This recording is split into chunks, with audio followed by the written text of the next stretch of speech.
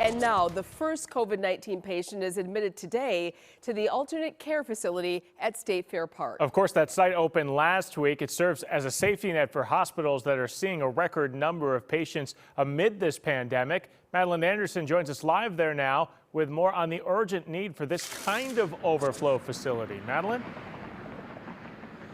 Yeah, so right now just one patient is receiving care here, but it can accommodate up to 530 people. The purpose is to send patients here who are already on the road to recovery so that hospitals don't run out of room for both COVID and non-COVID patients in need of more immediate care. A scary situation that turned into a reality for a Sheboygan woman's loved one.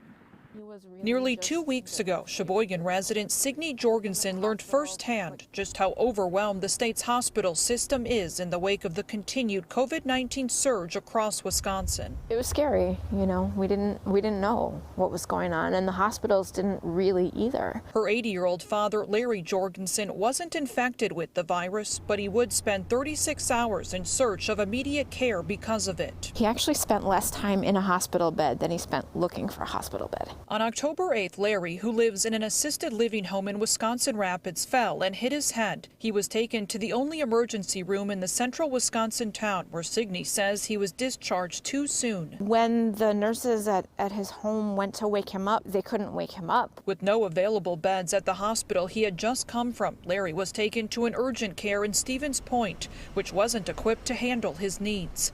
A total of 5 ambulance rides later, he was finally admitted to a hospital in Wausau, alone and scared.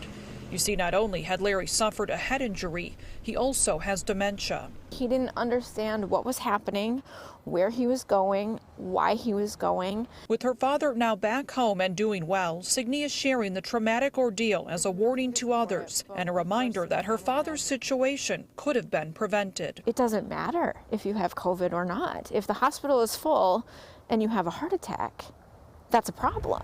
We need to do everything we can so that we aren't the next person who's riding around in 5 ambulances looking for a hospital bed. And Signe is a freelance writer. She wrote an op-ed piece for the Washington Post about her father's scary ordeal. Reporting at State Fair Park, Madeline Anderson, Fox 6 News. It's a great story because it really does show the effects of what happens when our hospitals are full. Madeline, thank you.